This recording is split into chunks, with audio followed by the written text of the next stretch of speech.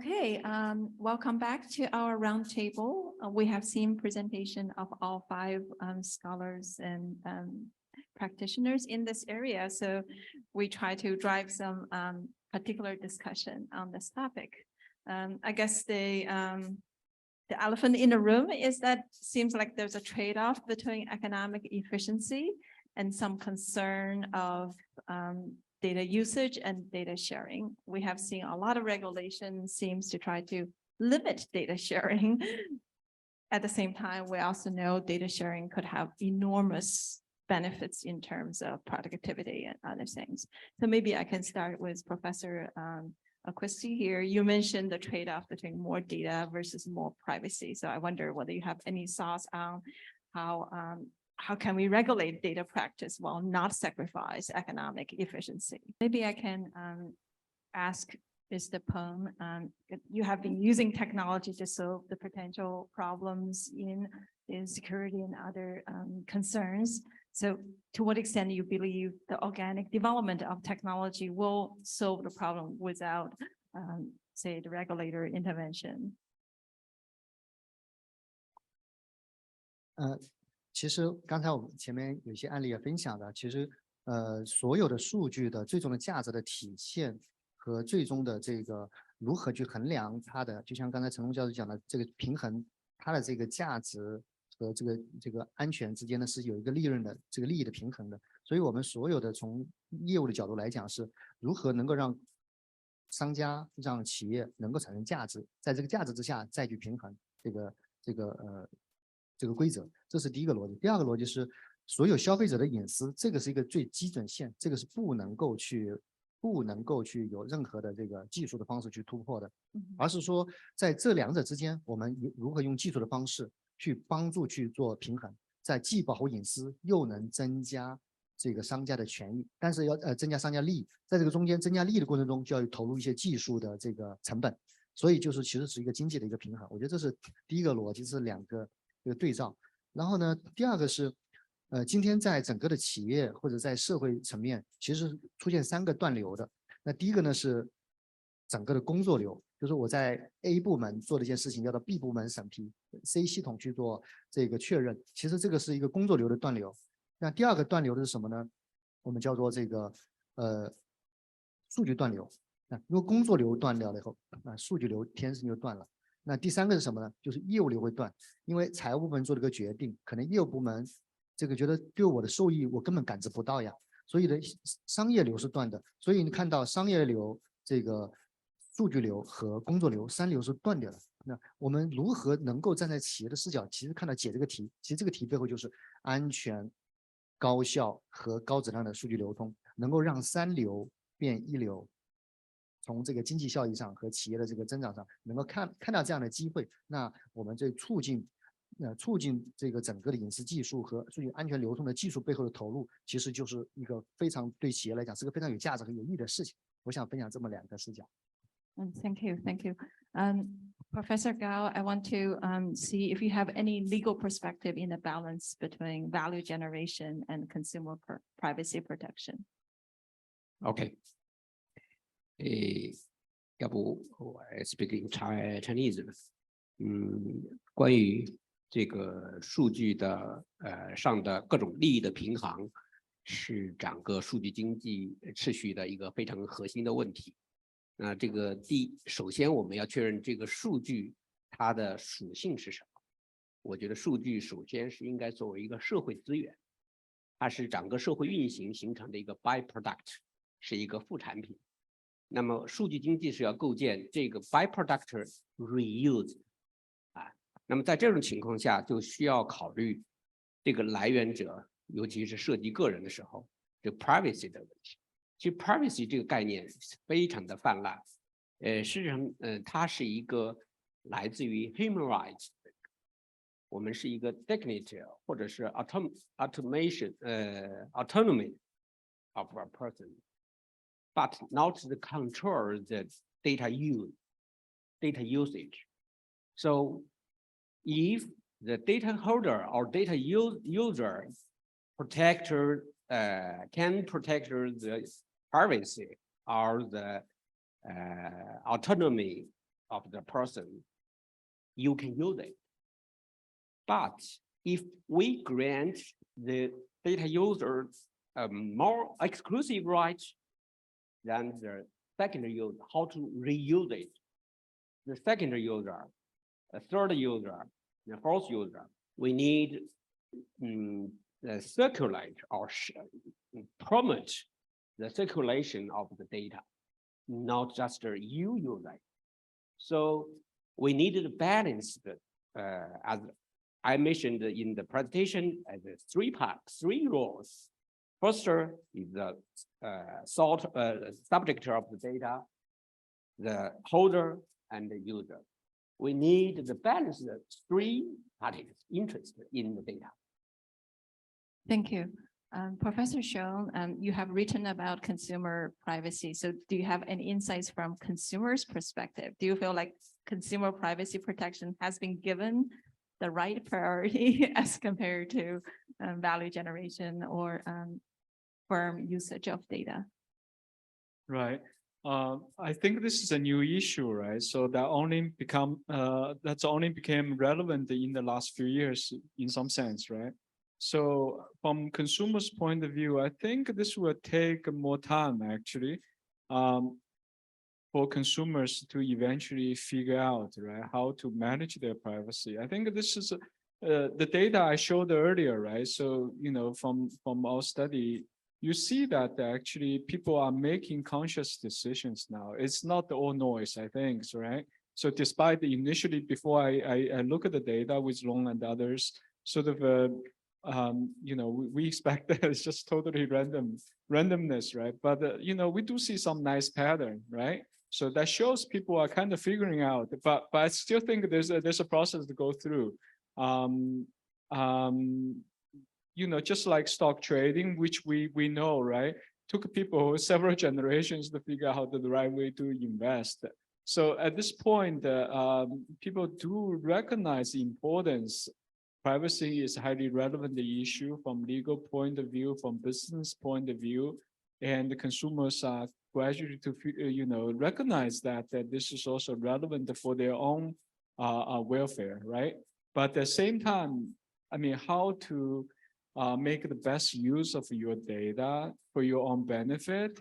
And also, I think industry is also, I mean, as earlier session already, so trying to figure out what's the best way to help consumers, right? And also, you know, data clearly benefit from the scale, right? So how to put the data together in the right way. I think sort of we're getting there, but there's a process. Can I follow up on Professor Xiong's point? I think you said something absolutely important. You see in the data, and that tracks what we see in some of the data from our experiments. The consumer privacy behavior is not irrational. It's not random.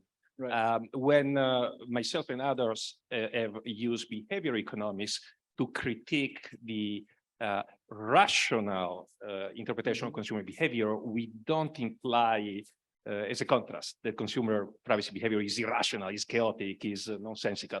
We rather critique based on points such as those you made this morning: asymmetric information, boundary rationality, cognitive biases. We counter the idea that consumers can, under current market conditions, find a easy way to manage their online privacy.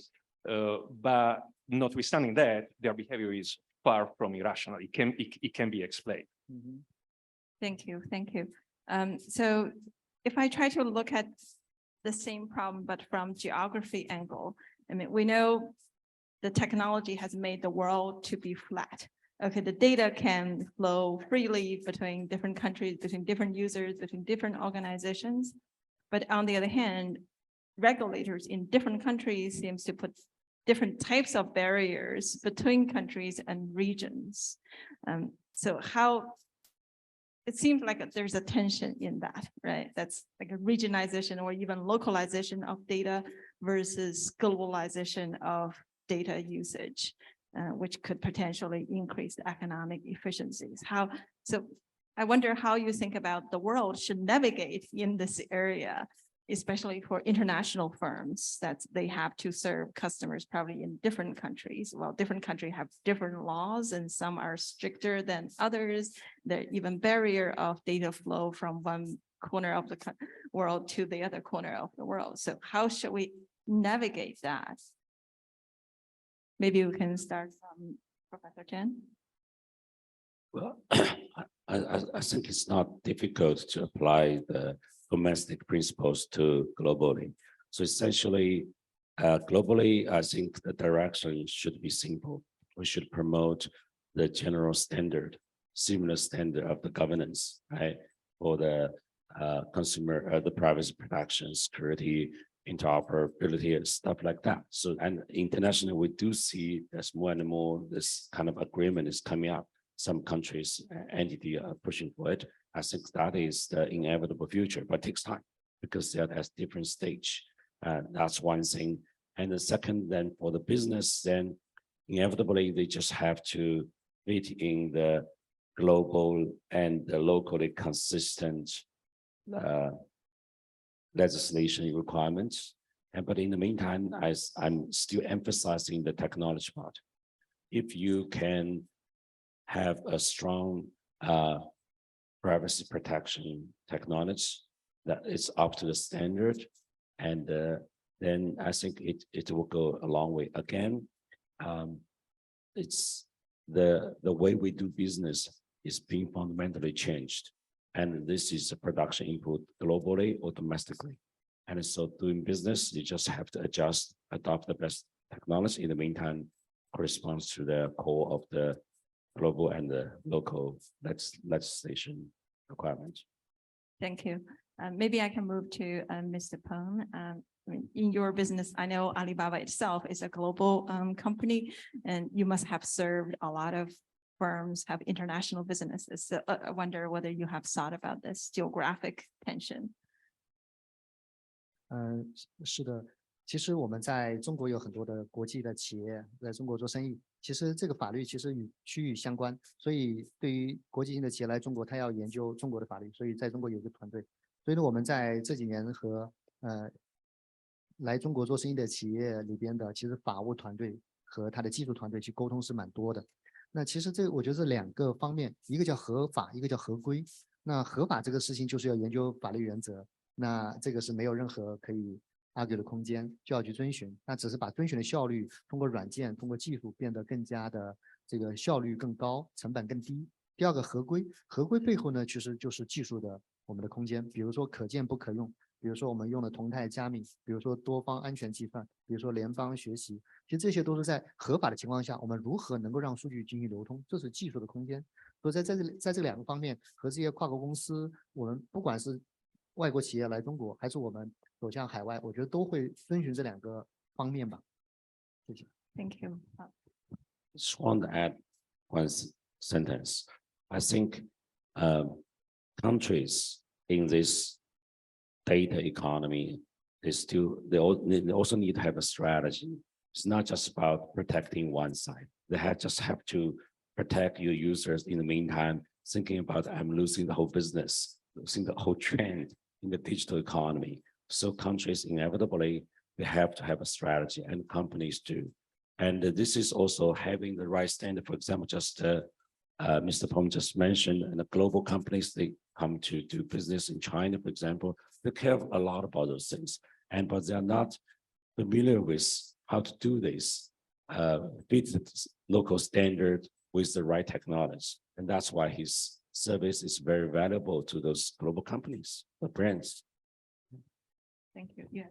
Yes, my colleagues here are tackling the question from the angle you suggested, which is the firm's perspective. If you allow me, I'll try to tackle it from the demand side, the consumer behavior and consumer privacy concerns across geography. And I want to remember here the work of a person I consider one of the most important privacy scholars we have ever heard, Irwin Altman, an American social psychologist who unfortunately is rarely cited by us economists. Typically, when we think of others, we cite Alan Westin. But unlike our Western's definition of privacy as control over personal information, Irwin Altman referred to privacy as a process of boundary regulation, and those boundaries could be informational boundaries. So they encompass what we traditionally think of data privacy, but could be physical, spatial boundaries, emotional boundaries, and so on and so forth. Now, the relevance of Irwin Altman's work to your question is that he pointed out, based on empirical research by others, that privacy is simultaneously culturally specific and culturally universal.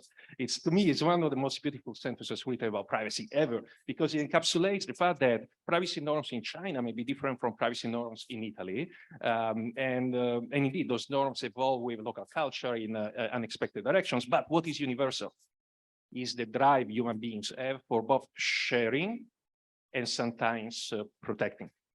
That ability to modulate when to share, when to protect is crucial to emotional well-being as well as to economic self-interest. And to me is what we need to focus on when we think about privacy and geography, more so than the differences across groups. Yeah, that's an important point.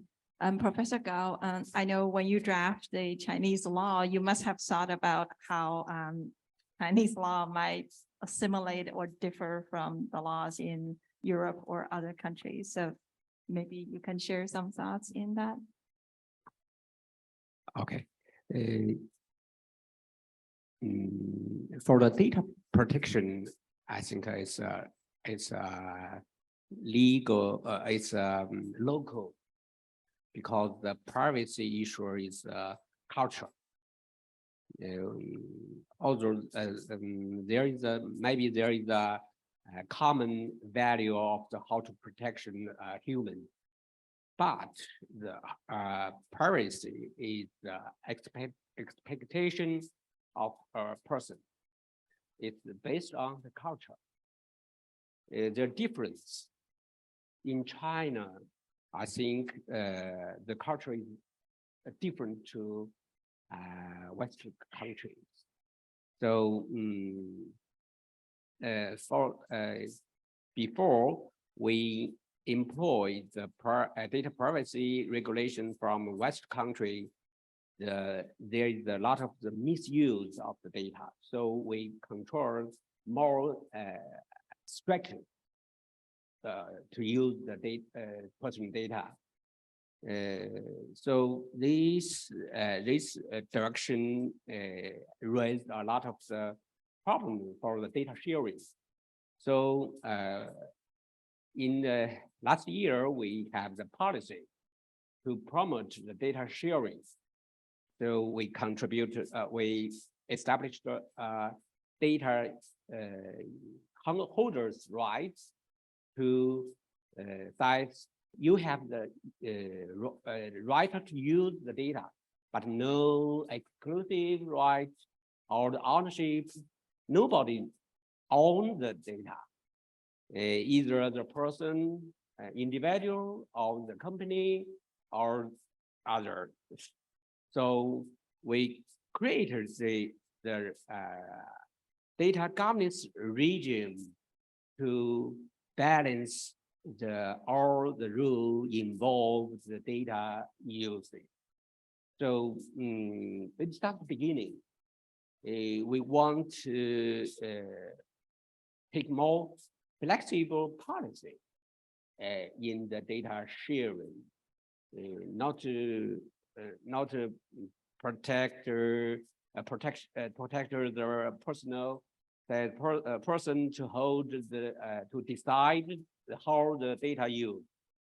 It's impossible, or from the economic perspective, the efficient or the society's welfare is first purpose we pursue. So this policy might be it's just the beginning for the lawmaker to have the law in detail to promote the data economy. Thank you. Professor Xiong, do you have anything insights or comments on the geographic tension?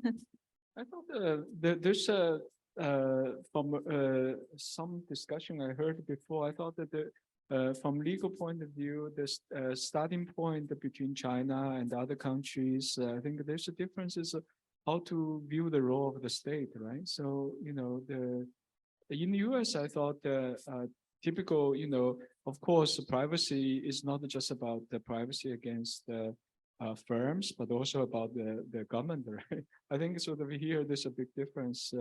That's by default here in China, sort of people, people trust the government. So then, the default, the sort of government can still see it. So I think that might also affect the implementation of the law. I don't know whether Professor Gao want to add a bit on that dimension. Thank you. In the interest of time, I'm going to move to the next question. We know data regulations, they look like universal, but they could create different enforcement, other implications for different type of firms. For example, research have shown that GDPR may have made small and medium-sized firms hard to survive because enforcement costs and the compliance cost is pretty high. While on the other hand, big firms, digital platforms may be able to easily comply with it, or they have more resources to comply with it. So then the question is, how can we make sure data regulations would create a level play field between big and small firms? This is probably also related to not only data privacy and data security, but also competition laws. So I wonder whether you guys have thought about how data regulation could create a level play field among different types of firms. Who wants to be the first? Oh, maybe Mr. Peng, you can start. 我觉得这是个很好的一个问题。那我从我自己的站位上来讲，我觉得就是创业公司的机会。那创业者呢，需要这么3类交叉能力的创业者的机会。第一个法律能力背景，第二个经济背景，第三个技术背景，我们才能够去理解法律，通过技术的方式，让这个不管是中小企业还是大型企业，能够在数据流通、数据保护、数据安全上能够有平等的能力。所以呢，这也正好是我背后这个羚羊这个公司在做的一些能力之一。所以这里呢，这一个 point 给大家分享一下。Thank you. Okay, so first of all, we can start by acknowledging, yes, there is a problem. I admit it. I've seen some of that research, and I say I admit it because tendentially I'm actually very much intellectually open to regulation in the field of privacy. In fact, to be honest, I find it necessary due to the market power problems and the information asymmetry, boundary rationality problems that you were discussing this morning. So to me, and I've written on this extensively, those two types of problems from the supply side and the demand side call for regulation in the area of privacy. That said, we don't have a perfect regulation. Maybe we will never have it. I don't know exactly. I want to stop short of proposing specific measures because I'm not a law scholar. I try to use my expertise coming from the economic angle to say that the studies such as those you mentioned, about the cost on SMEs, or your great work on the cost of GDPR, some of the works we also have done on GDPR, downstream effects on content providers, are, maybe I'm overly optimistic and naive here and rosy, but are what we as economists should be doing. So we look at the regulation as it is enacted, and we try to study its empirical effect. GDPR has caused this explosion in empirical privacy research, right?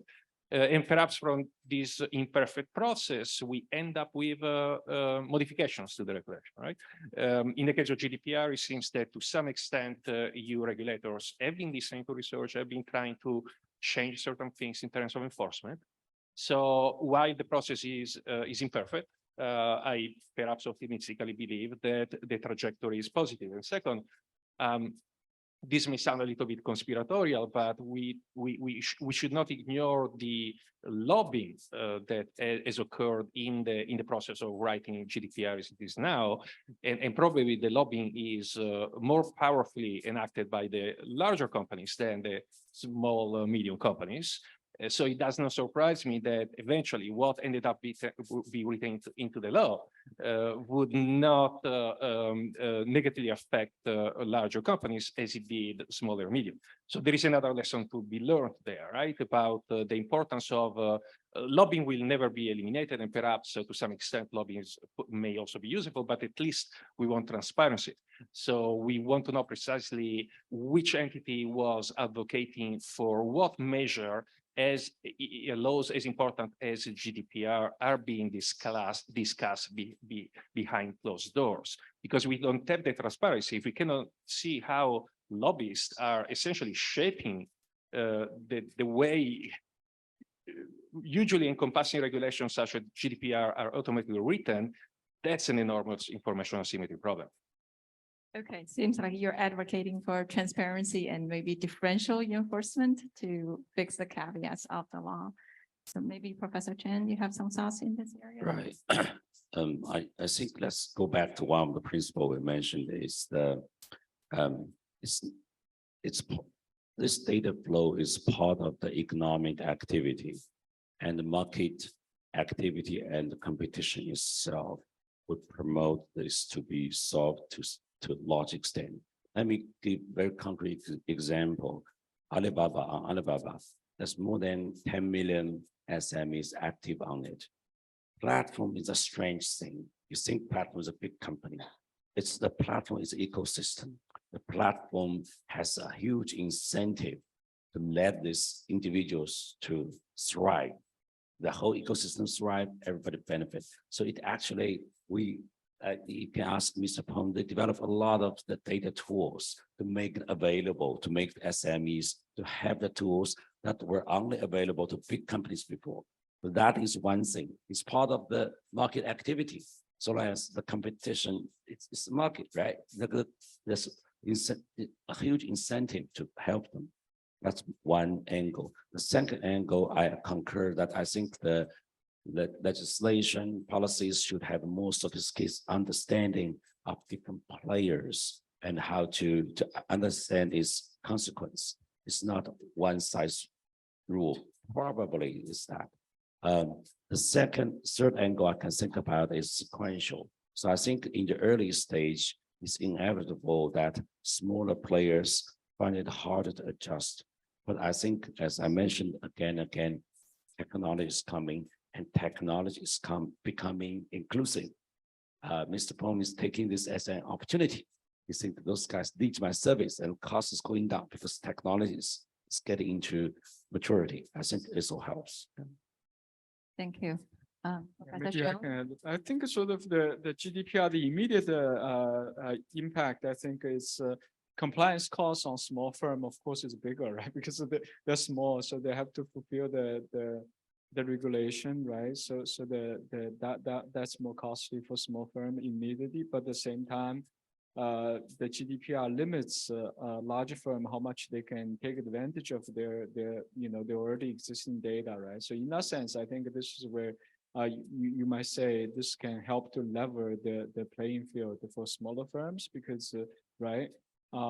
But I think sort of eventually, I think there's another maybe indirect impact going forward. So this is what Alessandro and the loan might want to trying to get at is eventually if data can flow, right? So then small firm can still benefit from the existing data that's already held by large firms. I think we hope to see this. Maybe this will happen as long projected. So then I think sort of this can overcome the greater compliance costs for small firms. So in the end, I think sort of we still need to wait to see sort of what's the net impact. We know immediately after GDPR, the traffic flow dropped to 15%, right, in many websites. But that's the direct cost. Yeah, thank you. Maybe Professor Gao. in theory, digital technology give everyone an opportunity, but the ability is not equal. So the data entitlement is, in my opinion, is not granted the legal right, but limited the data holders.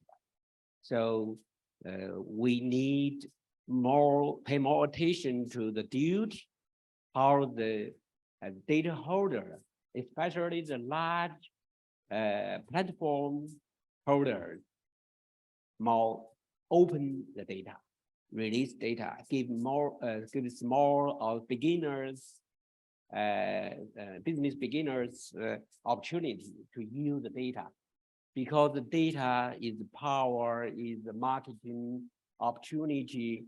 We need protect equal usage right to the data.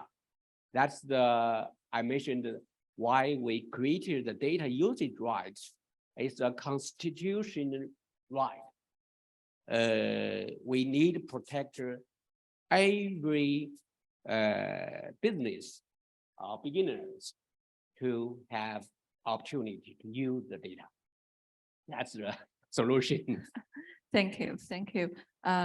Let's thank all the professors, practitioners, and law scholars for sharing their insights in this important area. I'm sure the same question probably will come back to us, and we encourage the audience to think about those, and maybe we can continue the conversation in the rest of the conference. So we're going to end the roundtable now, and Professor Bert Holstrom from MIT going to offer us concluding remarks.